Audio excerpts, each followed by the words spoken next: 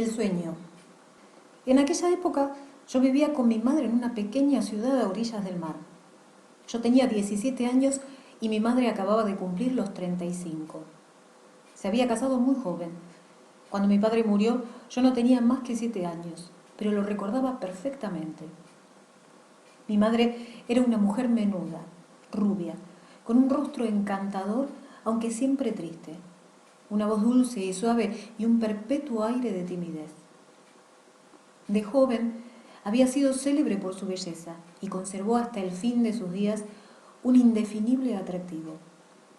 Nunca he visto ojos tan profundos, tan tiernos y melancólicos como los suyos, ni unos cabellos tan suaves, ni unas manos tan bonitas. Yo la adoraba y ella me quería, pero nuestra existencia se desarrollaba triste. Parecía como si un dolor oculto, incurable e inmerecido, royera las entrañas de mi madre.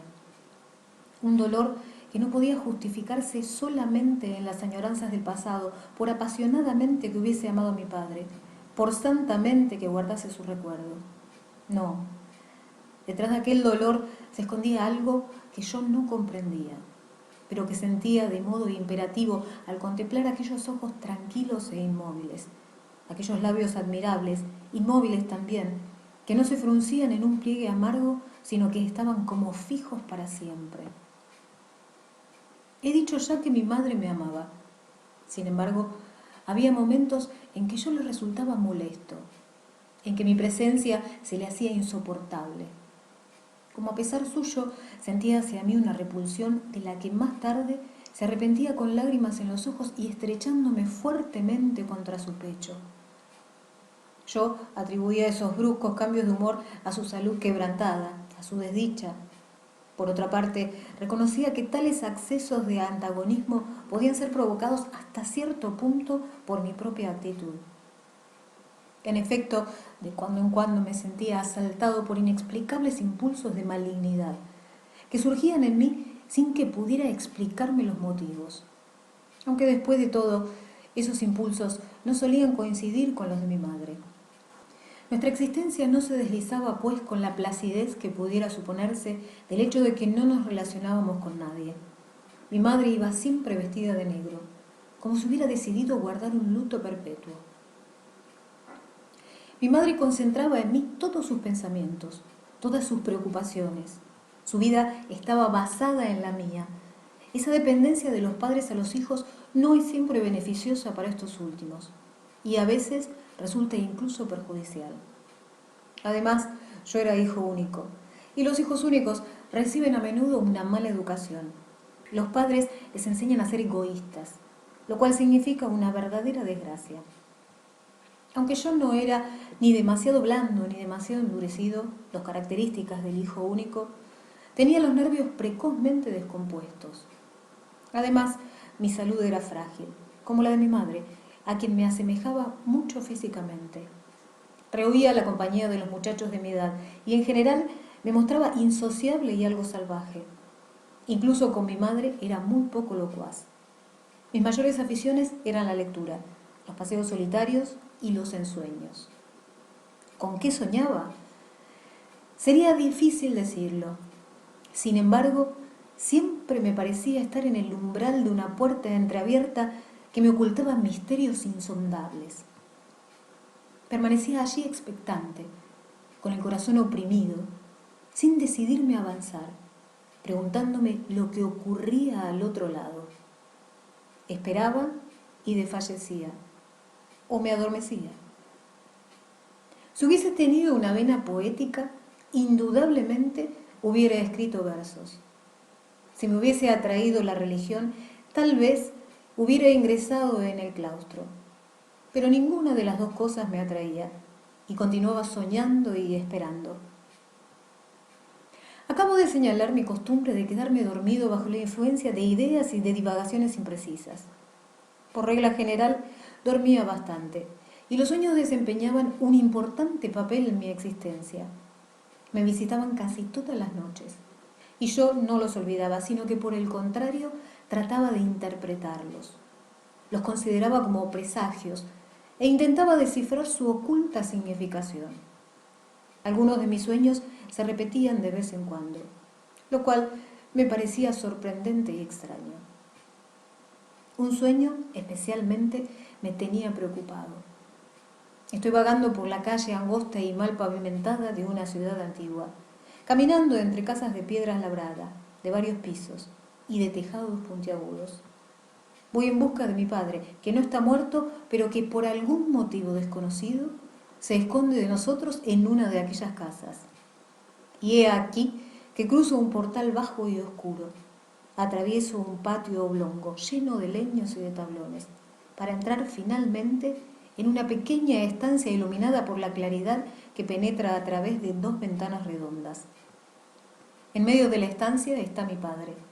Lleva una bata de caza y fuma en pipa. No tiene el menor parecido con mi verdadero padre. Es un hombre alto, delgado, moreno. Tiene la nariz aguileña y los ojos oscuros y penetrantes. Debe andar por los 40 años. Al verme parece enfurecerse, y a mí tampoco me alegra encontrarle, y me quedo inmóvil y perplejo. Da media vuelta y luego empieza a recorrer la estancia a grandes pasos, murmurando palabras ininteligibles. Después se aleja sin cesar de rezongar en voz baja, volviéndose continuamente a mirarme por encima del hombro. La estancia se ensancha y luego se desvanece en la niebla. La idea de haber perdido de nuevo a mi padre me sobrecoge el ánimo. Me lanzo en una persecución, pero ya no vuelvo a verlo, a pesar de que le oigo aún gruñir como un oso. La angustia me oprime. Me despierto y no consigo dormirme de nuevo. Doy vueltas y más vueltas a mi sueño, sin llegar a captar su extraño significado. Llegó el mes de junio. Durante el verano, la ciudad donde vivíamos se animaba extraordinariamente. Numerosos barcos entraban en el puerto. Sobre los muelles aparecían una multitud de rostros nuevos que se esparcían por las calles y ocupaban las terrazas de los cafés, con sus toldos de lona y sus mesitas blancas cargadas de picheles de estaño llenos de cerveza. Y hete aquí que un día, al pasar por delante de uno de esos cafés, vi a un hombre que inmediatamente atrajo mi atención. Llevaba una larga levita negra, un sombrero de paja hundido hasta los ojos y permanecía sentado ante una mesa, con los brazos cruzados sobre el pecho. Por debajo de su sombrero se escapaban unos rizos de pelo negro que le llegaban casi a la nariz. Sus labios delgados sostenían una corta pipa. Aquel hombre me resultaba tan familiar, tenía tan grabados en mi memoria los rasgos de su rostro cetrino, que no pude evitar el detenerme ante él preguntándome: ¿quién es? ¿Dónde lo he visto? Sin duda, el hombre sintió la intensidad de mi mirada, ya que alzó hacia mí sus negros y penetrantes ojos. A pesar mío, exclamé: ¡ah! Aquel hombre era el padre que yo buscaba, el padre que veía en sueños. Imposible equivocarse. El parecido era demasiado evidente. Incluso la larga levita que cubría sus huesudos miembros recordaba por su color y su hechura a la bata de caza que mi padre llevaba en mi sueño. ¿Estaré soñando?, me pregunté.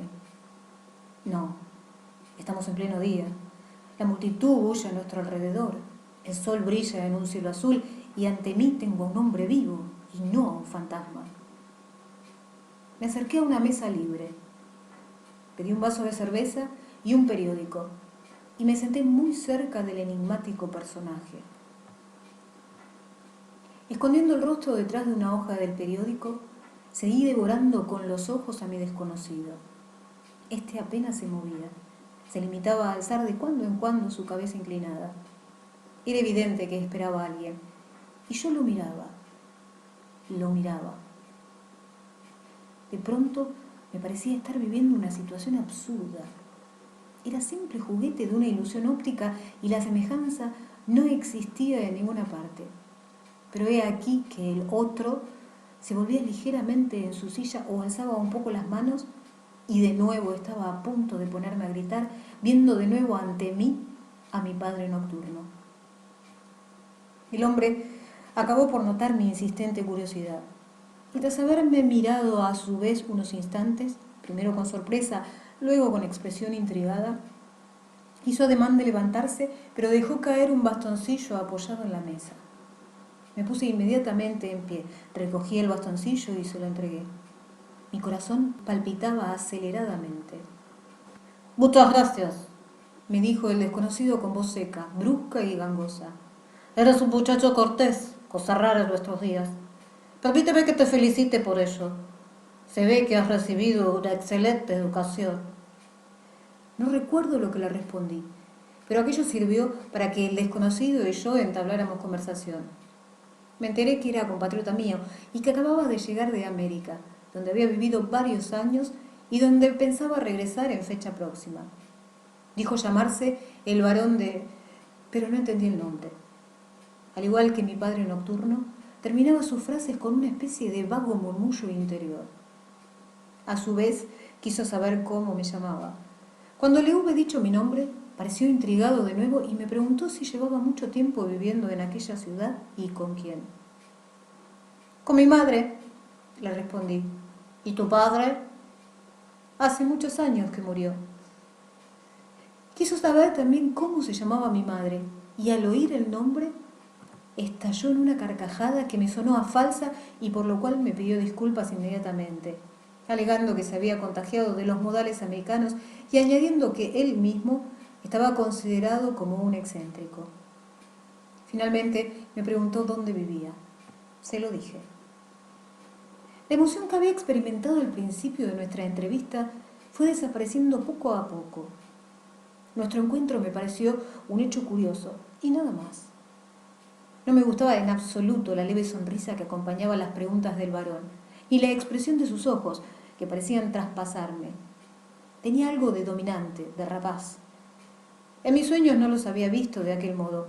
Aquel varón tenía un rostro insólito, un rostro cansado, perezoso y al mismo tiempo juvenil, desagradablemente juvenil. El padre de mi sueño no tenía tampoco aquella profunda cicatriz que cruzaba de parte a parte la frente de mi interlocutor y que no había notado antes de acercarme a él. Apenas le había dicho el nombre de la calle y el número de la casa donde vivíamos, cuando un moro de elevada estatura, envuelto hasta los ojos en una gran bufanda, se acercó por detrás del varón y lo tocó ligeramente en el hombro. El varón se volvió y murmuró: «Ah, por fin ha llegado». Se despidió de mí con un gesto y siguió al moro al interior del café. Me quedé en la terraza, dispuesto a esperar el regreso del varón, no tanto para reanudar la conversación, no sé de qué hubiésemos podido hablar, como para confirmar mi primera impresión. Pero pasó media hora, una hora, y el varón no apareció. Entré en el café, recorrí todos sus salones y no vi en parte alguna ni al varón ni al moro. Sin duda se habían marchado por la puerta trasera. Empecé a sentir un fuerte dolor de cabeza y para despejarme seguí la orilla del mar hasta un amplio parque público, cuyos árboles habían sido plantados 2 siglos antes. Después de haber paseado casi 2 horas a la sombra de las encinas y de los plátanos gigantes, regresé a casa. Apenas entré en el recibidor, nuestra sirvienta salió a mi encuentro en un estado de suma agitación. Adiviné inmediatamente que algo insólito había sucedido durante mi ausencia. En efecto, me enteré de que 1 hora antes había resonado un espantoso grito en la habitación de mi madre. La sirvienta, asustada, corrió a la habitación y encontró a mi madre tendida en el suelo, víctima de un síncope que la mantuvo un buen rato inconsciente. Al volver en sí, tuvo que meterse en cama y parecía aterrorizada y descompuesta. No pronunciaba una sola palabra, no respondía a las preguntas que se le dirían y no cesaba de mirar a su alrededor temblando. La sirvienta había enviado al jardinero en busca del médico. El doctor no tardó en presentarse y había recetado unos calmantes, pero la enferma se había negado a hablar con él. El jardinero afirmaba que poco antes de oír el grito de mi madre, había visto a un desconocido que corría hacia la puerta de la calle pisoteando los arrietes. Vivíamos en una casa de 2 plantas, cuyas ventanas se abrían sobre un hermoso jardín. No había podido ver el rostro del desconocido, pero dijo que era un hombre alto, delgado, que llevaba una larga levita y un sombrero de paja. Lo mismo que el varón, pensé. El jardinero no pudo alcanzarle, ya que lo habían llamado desde el interior de la casa y tuvo que ir en busca del médico. Entré en la habitación de mi madre. Estaba tendida en el lecho con el rostro más blanco que la almohada sobre la cual reposaba su cabeza. Me reconoció, me dirigió una pálida sonrisa y me alargó la mano. Me senté junto a ella y la agobié a preguntas. Al principio lo negó todo, pero terminó por confesar que había visto algo que la asustó. ¿Ha venido alguien a casa?, le pregunté.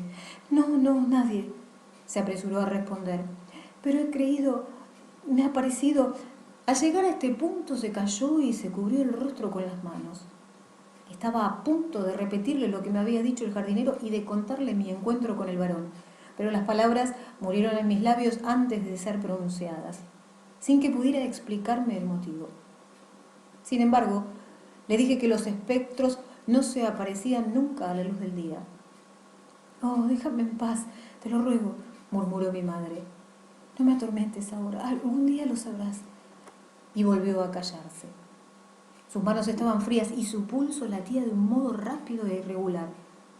Le hice tomar el calmante que le había recetado el médico y salí de la habitación a fin de no molestar su descanso. No se levantó en todo el día. Permaneció tendida en la cama, inmóvil, silenciosa, suspirando profundamente de cuando en cuando y abriendo unos ojos espantados. A medida que pasaban las horas, mi preocupación iba en aumento. Al llegar la noche, mi madre se vio acometida por un acceso de fiebre. Me pidió que me fuese a mi habitación, pero en lugar de obedecerla, me acosté en un sofá en un pequeño cuarto contiguo al suyo. Cada cuarto de hora me levantaba, me acercaba de puntillas a la puerta y me quedaba escuchando. Todo permanecía silencioso. Sin embargo, no creo que mi madre durmiera en toda la noche. Cuando entré a darle los buenos días a la mañana siguiente, me pareció que su rostro ardía y que sus ojos brillaban con un extraño fuego. En el curso del día experimentó una leve mejoría, pero al atardecer volvió a presentarse la fiebre. Hasta entonces se había atrincherado en un obstinado silencio, pero de repente empezó a hablar en tono apasionado. No deliraba, sus palabras tenían sentido, aunque eran desilvanadas. Poco antes de medianoche se incorporó de repente en la cama con un movimiento espasmódico. Yo estaba sentado junto a ella, y en el mismo tono apasionado, agitando débilmente los brazos, empezó su relato sin volver ni una sola vez el rostro hacia mí. Se interrumpía, tomaba aliento y seguía hablando. Era un espectáculo muy extraño. Se hubiera dicho que estaba soñando, que otra persona hablaba por su boca o la obligaba a hablar. Escucha bien lo que voy a decirte, empezó. Ya no eres un niño y debes saberlo todo. Hace tiempo tuve una amiga muy íntima. Se casó con un hombre al que amaba y fue muy feliz con él. Durante el primer año de su boda hicieron un viaje a la capital para divertirse allí unas semanas. Se alojaron en un hotel de primera clase. Frecuentaron los teatros, asistieron a recepciones y fiestas. Mi amiga era muy bonita y todo el mundo se fijaba en ella. Los jóvenes la cortejaban, aunque inútilmente, pero entre ellos había uno, un oficial. La seguía a todas partes y donde quiera que se encontrara mi amiga tropezaba con la mirada de sus ojos negros y malvados. No se hizo presentar a ella, ni le dirigió jamás la palabra. Se limitaba a mirarla de lejos, con descaro e insolencia. Aquella presencia le amargó todos los placeres de la capital. Empezó a premiar a su marido para que se decidiera a dar por terminadas aquellas vacaciones y empezaron los preparativos de marcha. Pero una noche su marido acudió a un casino, invitado por unos oficiales del mismo regimiento que el otro, para jugar a las cartas. Por primera vez, mi amiga se quedó sola. El marido tardaba en regresar. Mi amiga despidió a su doncella y se acostó, y repentinamente sintió miedo, y todo su cuerpo empezó a temblar. Le pareció haber oído unos leves golpes en la pared, unos pasos furtivos. En un rincón de la estancia ardía una lamparilla. La habitación estaba tapizada de damasco. De repente, la tapicería se entreabrió y surgió de ella, negro y alargado, el horrible personaje de la mirada insolente. Mi amiga quiso gritar, pero no pudo. El terror había agarrotado todos sus músculos. El recién llegado se acercó a ella a grandes pasos, elásticos como los de un tigre, y le cubrió la boca con algo sofocante, pesado, blanco. No sé lo que pasó a continuación. Mi amiga perdió el conocimiento. cuando se disipó aquella espantosa niebla, cuando mi amiga volvió en sí, estaba sola en la habitación. Durante largo rato le resultó imposible pedir socorro. Finalmente consiguió articular unos gritos y volvió a perder el conocimiento. Más tarde vio a su marido junto a ella. Había estado en el casino hasta las 2 de la madrugada. Estaba pálido. Empezó a interrogar a su esposa, pero ella no le contó nada. Luego cayó enferma. Aprovechando un momento de soledad, examinó la parte de la pared por donde, bajo el tapizado de damasco, descubrió una puerta secreta. Su anillo de boda había desaparecido de su mano. Era una alianza muy original. 7 diminutas estrellas de brillantes alternadas con otras 7 estrellas de plata. Se trataba de una antigua y valiosa joya de familia. Su marido la interrogó insistentemente acerca del anillo, pero mi amiga no pudo darle ninguna pista. Creyó que la había dejado caer en alguna parte, lo revolvió todo, pero no consiguió encontrarlo. En cuanto el médico autorizó el viaje, los 2 esposos regresaron a su hogar. El mismo día de su marcha, se tropezaron en la calle con unos hombres que transportaban una camilla en la cual yacía la víctima de un asesinato cometido junto a una mesa de juego. Le habían acuchillado en la frente, y asómbrate, se trataba del abominable visitante nocturno de la mirada insolente. Poco después, mi amiga se retiró al campo y fue madre por primera vez. Vivió varios años más con su marido, que nunca supo por ella lo que había ocurrido. Después de todo, ¿qué hubiera podido contarle? Ella misma no sabía nada, pero la felicidad de los 2 esposos se había desvanecido. Las tinieblas envolvieron su existencia y ya no se disiparon jamás. No tuvieron otros hijos ni antes ni después. Mi madre se puso a temblar y escondió el rostro entre las manos. Dime, hijo mío, continuó al cabo de un rato, ¿crees que pasara lo que pasara, mi amiga fue culpable de algo? ¿Qué podía reprocharse? Podía declarar ante Dios que en ningún momento tuvo intención de pecar. ¿Por qué entonces, por qué puede alzarse el pasado ante ella después de todos esos años bajo un aspecto tan terrible como ante un criminal torturado por la voz de su conciencia? Macbeth asesinó a Banquo. Nada de extraño tiene que le sucediera lo que le sucedió, pero yo, al llegar a este punto, las palabras de mi pobre madre se hicieron tan ininteligibles que ya no entendí una sola frase. Ahora no me cabía ninguna duda de que estaba delirando. Como es de suponer, el relato de mi madre me afectó profundamente. En cuanto empezó a hablar, comprendí que se trataba de ella misma y no de una amiga. Y sus lapsus no habían hecho más que confirmar la primera impresión. Era, pues, mi padre a quien yo buscaba en sueños, a quien había visto en carne y hueso. No le habían matado, como suponía mi madre, sino solamente herido. Y había venido a verla y emprendió la fuga al darse cuenta del terror que despertaba su presencia. De repente, todo me pareció claro. Los involuntarios movimientos de repulsión de mi madre al verme y su dolor y nuestra existencia solitaria. Recuerdo que en aquel momento sentí que la cabeza me daba vueltas y tuve que sostenerla entre mis manos para no dejarme dominar por aquella impresión de vértigo. Al mismo tiempo, una idea fija se incrustó en mi mente. Decidí encontrar a aquel hombre a cualquier precio. ¿Por qué? ¿Con qué propósito? No lo sabía con exactitud, pero debía encontrarlo. Para mí se había convertido en una cuestión de vida o muerte. A la mañana siguiente, mi madre estaba mucho más tranquila. La fiebre remitió. Consiguió dominarse. Dejándola confiada al cuidado de nuestros sirvientes, me dispuse a dar cumplimiento a mi misión. Empecé, desde luego, por el café en el cual había encontrado al varón. Pero allí no le conocía a nadie. Nadie se había fijado en él. No era más que un oliente circunstancial. El moro, por su parte, no había pasado inadvertido. Era un personaje demasiado singular para no despertar curiosidad. Pero nadie sabía quién era ni dónde vivía. Dejando mis señas, por si acaso, me puse a vagar por las calles, por los muelles, por las avenidas, mirando sin cesar a una y otra parte, sin conseguir ver a nadie que tuviera la menor semejanza con el varón o su acompañante. Al no haber entendido el nombre del varón, me vi privado del recurso de acudir a la policía. De todos modos, hice saber discretamente a 2 o 3 guardianes del orden, que por cierto me examinaron con aire de sorpresa y cierta desconfianza, que le recompensaría generosamente si conseguían localizar a los 2 individuos que les describí lo más minuciosamente posible. Después de haber corrido inútilmente de un lugar a otro, regresé a casa a la hora de la cena rendido. Mi madre se había levantado, pero a su tristeza de siempre se unía ahora una especie de pensativa interrogación que me partió el corazón. Pasé la velada junto a ella, pero los dos permanecimos en silencio. No hizo la menor alusión a su relato, ni a lo que había sucedido la víspera.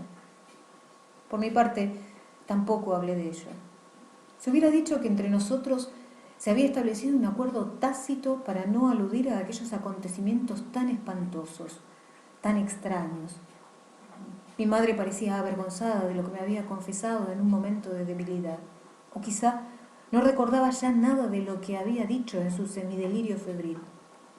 Sin embargo, al igual que el día anterior, evitaba mirarme. No pude pegar el ojo en toda la noche. Fuera había descargado súbitamente una terrible tormenta. El viento gemía y silbaba sin interrupción, y sus espantosos lamentos hendían la atmósfera como si allá en lo alto estuvieran sucediendo cosas horribles y espantosas. De madrugada me quedé adormilado, y he aquí que me pareció ver que alguien entraba en mi habitación. Me llamaba, pronunciaba mi nombre en voz baja, pero firme. Alcé la cabeza y no vi a nadie, pero me sorprendió comprobar que no tenía miedo, sino que estaba alegre. De repente tuve el convencimiento de que alcanzaría sin dificultad el objetivo que me había propuesto. Me vestí a toda prisa y salí a la calle. La tormenta había amainado, pero en el ambiente perduraban aún sus últimos efectos. Era muy temprano y las calles estaban solitarias. En muchas de ellas veíanse trozos de chimenea, tejas, ramas desgajadas. ¿Qué habrá pasado en el mar?, me pregunté ante aquellos despojos dejados por la tormenta. Estuve a punto de dirigirme hacia el puerto, pero mis pies, como obedeciendo a una atracción irresistible, me hicieron tomar la dirección opuesta. 10 minutos más tarde me encontraba en un barrio de la ciudad que no había visto hasta entonces. Andaba despacio, paso a paso, pero sin detenerme jamás, presa de una curiosa sensación. Esperaba que sucediera algo insólito, imposible, y al mismo tiempo estaba seguro de que por extraordinario que fuera, no podía dejar de suceder. Y he aquí que sucedió lo sorprendente, lo improvisto. De pronto, a unos 20 pasos delante de mí, vi al moro que había hablado con el varón en mi presencia, en el café. Envuelto en la bufanda que tanto me había llamado la atención, pareció surgir del suelo y, dándome la espalda, avanzó a grandes pasos a lo largo de la acera de una tortuosa callejuela.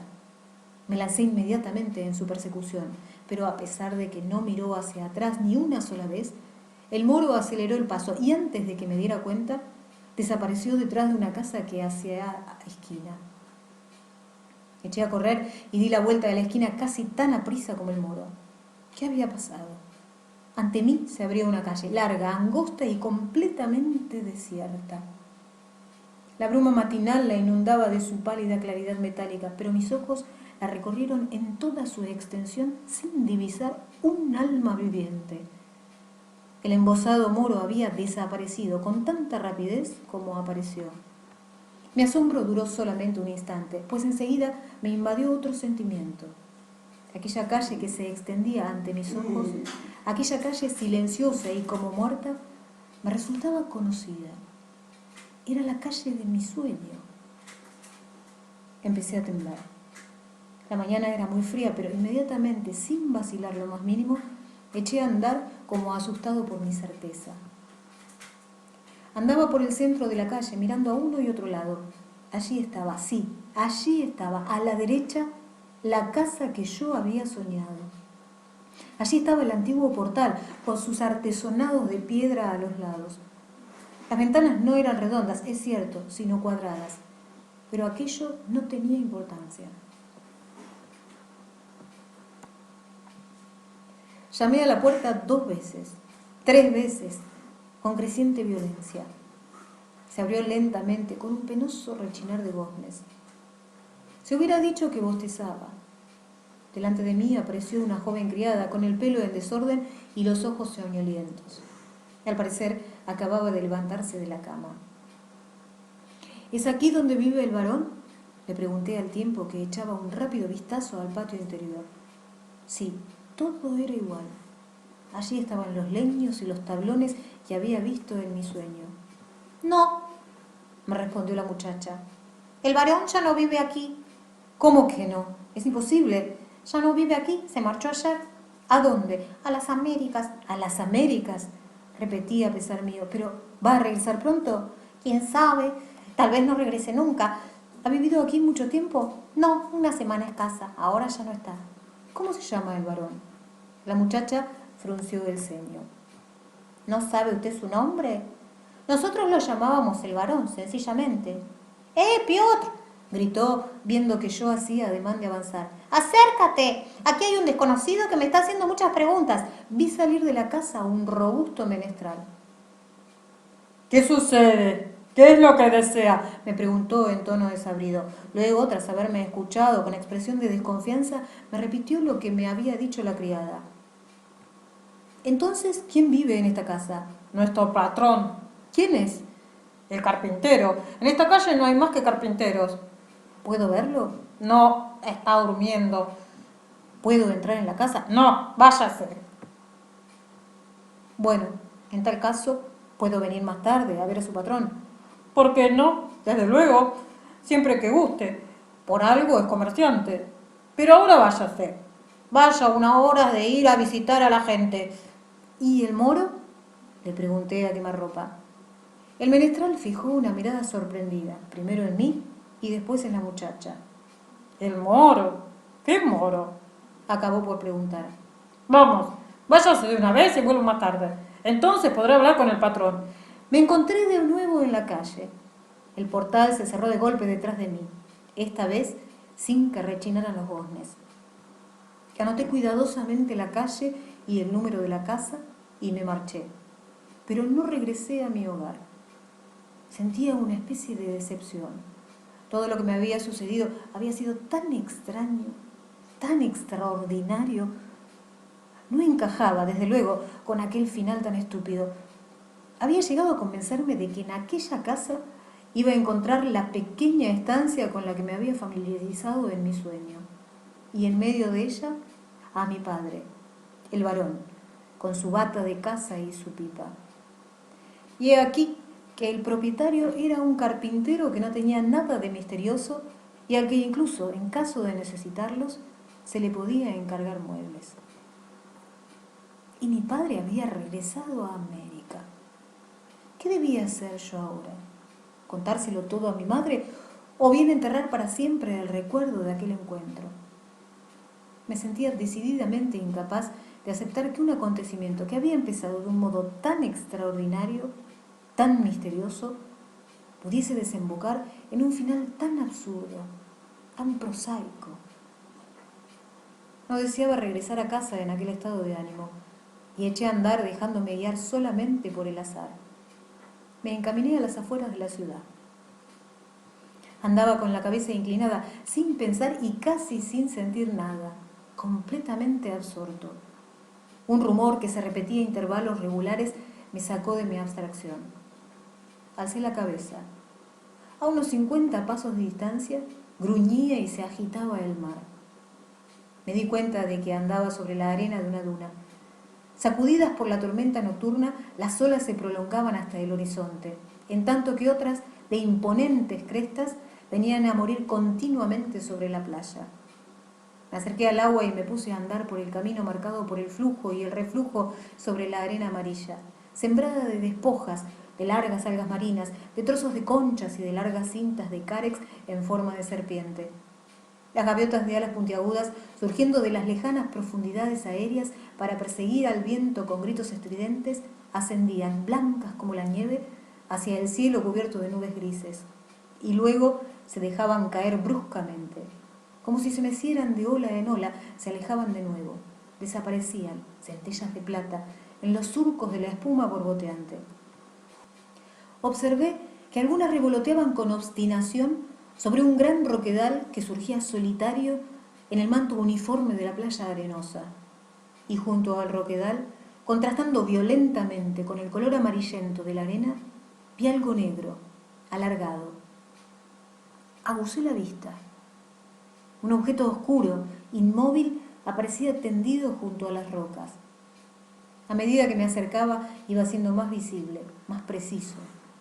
Estaba a unos 30 pasos del objeto en cuestión. Sí, eran los contornos de un cuerpo humano.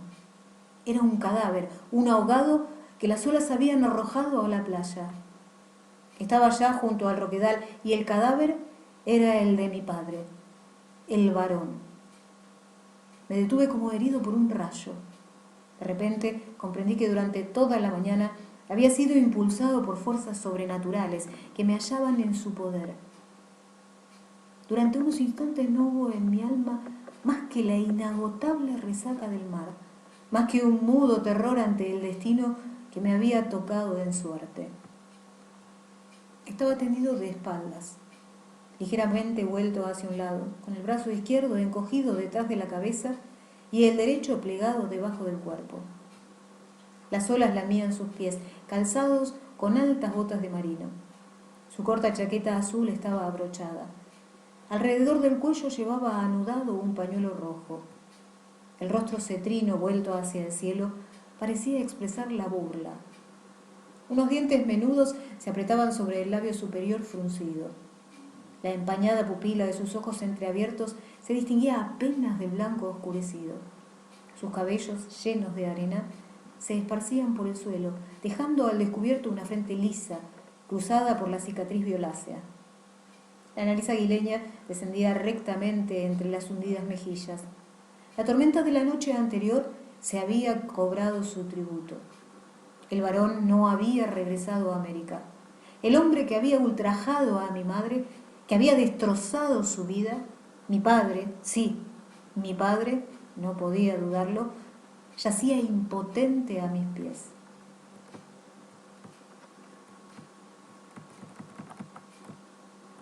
Experimenté a la vez una sensación de venganza cumplida, de piedad, de disgusto, de miedo, de un miedo aún más intenso ante lo que estaba viendo y ante lo que había sucedido. Todo aquello de que ya he hablado, los impulsos malvados, culpables, que surgían en mi interior y me ahogaban, procedían de esto que tenía a mis pies. Yo era como era porque lo llevaba en la sangre. De pie junto al cadáver, miraba, esperaba. ¿No iban a moverse aquellas pupilas muertas? ¿No iban a temblar aquellos labios hinchados? No, todo permaneció inmóvil. Incluso las gaviotas habían desaparecido. Ni un despojo, ni un trozo de madera, nada. El vacío por todas partes. Solo él y yo, y el lejano lamento del mar. Miré detrás de mí, el mismo vacío, también allí, una cordillera de dunas inmóviles contra el horizonte. Me estremecí ante la idea de abandonar al desdichado en aquella soledad, expuesto a ser devorado por los peces y las aves. Una voz interior me decía que debía gritar, no para pedir socorro, era demasiado tarde, sino para que me ayudaran a transportar el cadáver, a llevarlo al abrigo de un techo. Pero de repente me asaltó un terror indescriptible. Me pareció que aquel muerto sabía que yo estaba allí, que él mismo había preparado aquel último encuentro. Creí incluso oír sus sordos gruñidos. Retrocedí unos pasos y antes de volverme definitivamente, eché una última mirada al cadáver. Algo que brillaba en su mano abierta atrajo mi atención. 7 estrellas de brillantes, alternadas con 7 estrellas de plata. Recuerdo que hice un esfuerzo para volver sobre mis pasos, para inclinarme. Siento todavía el helado contacto de aquellos dedos. Recuerdo que cerré los ojos y apreté los dientes mientras sacaba el anillo que se resistía a salir. Por fin me apoderé de él y eché a correr, temblándome las piernas por la amarillenta y solitaria playa. Sin duda, todo lo que había vivido aquella horrible mañana aparecía escrito en mi rostro cuando regresé a casa. En el momento en que entré en la habitación de mi madre, ésta se me quedó mirando con una expresión tal que tras haber intentado inútilmente explicarle lo que había sucedido, Le entregué el anillo sin pronunciar una sola palabra. Mi madre palideció intensamente y abrió desmesuradamente los ojos. Por un instante, mientras contemplaba la alianza, brilló en sus pupilas una luz demencial. Luego me cogió por los hombros y se me quedó mirando fijamente, devorándome con sus ojos inmensos. La estreché cariñosamente entre mis brazos y después lentamente se lo conté todo. Mi sueño, mi encuentro con el varón, en fin, todo. Mi madre me escuchó hasta el final sin interrumpirme ni una sola vez, sin hacerme una sola pregunta. Cuando terminé de hablar, sus ojos parecieron animarse súbitamente. Se colocó el anillo en el dedo anular y, separándose de mí, empezó a ponerse un chal y un sombrero. Le pregunté a dónde pensaba ir. Me dirigió una mirada de asombro y quiso contestarme, pero su voz la traicionó. Se estremeció al tiempo que se frotaba las manos como para calentárselas y finalmente musitó: allá abajo, enseguida. ¿A dónde, mamá? Allá donde está él. Quiero verle, quiero saber, la reconoceré. Traté de persuadirla para que renunciara a aquel proyecto, pero terminé por desistir, temiendo provocar una crisis nerviosa. Comprendí que me sería imposible oponerme a su deseo y nos pusimos en marcha. Y he aquí que anduve de nuevo sobre la arena de las dunas, aunque ahora no estaba solo. Llevaba a mi madre cogida del brazo. El mar estaba más tranquilo, pero su sordo rumor no presagiaba nada bueno. Llegamos finalmente a la vista del solitario roquedal.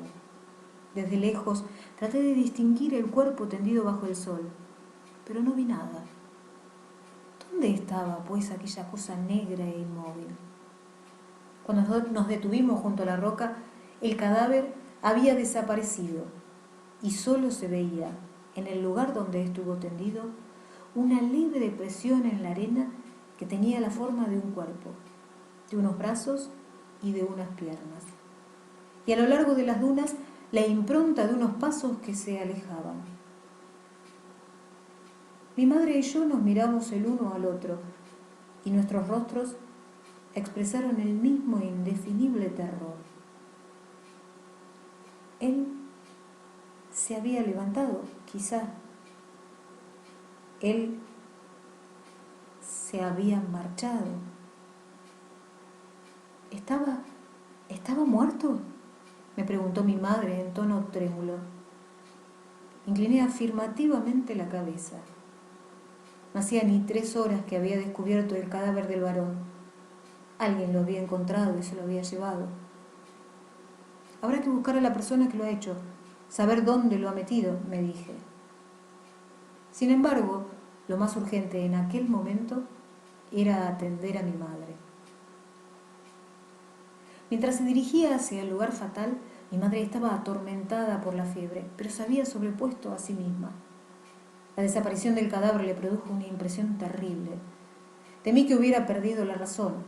Conseguí a duras penas hacerla regresar a casa. La acosté y llamé de nuevo al médico. Sin embargo, en cuanto recobró el conocimiento, me exigió que partiera inmediatamente en busca de aquel hombre. Obedecí. Pero a pesar de todos mis esfuerzos, no pude descubrir nada.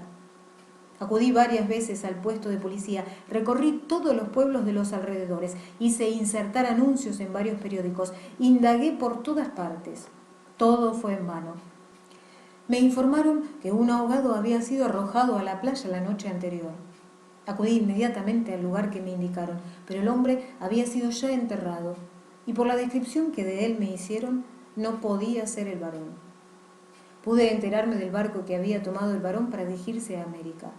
Al principio, todo el mundo aseguraba que el barco en cuestión había naufragado durante la tormenta. Luego, unos meses más tarde, se corrió la voz de que había anclado sin novedad en el puerto de Nueva York. No sabiendo qué hacer, me dediqué a buscar al moro, ofreciéndole por medio de la prensa una suma importante si accedía a presentarse en nuestra casa. Y efectivamente, un moro de elevada estatura y envuelto en una bufanda se presentó en casa mientras yo estaba ausente. Pero después de interrogar a la criada, volvió a marcharse y no se presentó más. De este modo se desvaneció todo vestigio de mi padre. De este modo desapareció sin posibilidad de retorno en la sombra impenetrable. Mi madre y yo no volvimos a hablar nunca más de él. Recuerdo, sin embargo, que un día mostró curiosidad por saber por qué no le había contado nunca, antes de que sucediera lo que sucedió, mi extraño sueño. Era un sueño muy... empezó a decir, pero no completó la frase. Estuvo enferma mucho tiempo, e incluso después de su curación, nuestras relaciones no volvieron a ser lo que habían sido en otros tiempos. Mi madre se sintió avergonzada en mi presencia hasta el día de su muerte. Sí, avergonzada. Es una desgracia sin remedio posible. Todo se borra. El recuerdo de los acontecimientos familiares más trágicos pierde su intensidad. Se suaviza con el correr del tiempo, pero cuando entre dos seres se instala una sensación de vergüenza, no existe nada en el mundo capaz de desalojarla de allí. Nunca más he vuelto a tener aquel sueño. He dejado ya de investigar acerca de mi padre. Pero siempre me ha parecido, me parece todavía hoy, oír en sueño unos lamentos espantosos e interminables. Unos lamentos que resuenan en alguna parte detrás de una alta muralla imposible de escalar.